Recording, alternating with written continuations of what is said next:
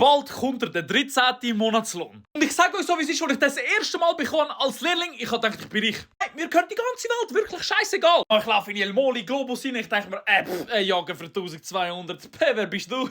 Dann habe ich aber nachgedacht und ich so, oh mein Gott, wenn ich 5000 Stutz verdiene, hätte ich jetzt 10.000. Dann bin ich heim und habe erzählt, ich so, hey, bald bekomme ich meinen 13. Lohn das erste Mal. Ja, Mann. Und meine Mom schaut mich dann so an und sagt so, Max, du weißt, dass der 13. Monatslohn für die Steuern sind.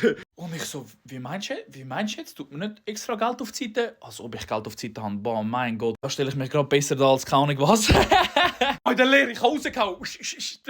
Kopfsteuern, voll 16. Wann zahlt man Kopfsteuern? 18. Ein Jahr habe ich Kopfsteuern gezahlt, 16 Stutz. Schönen Abend.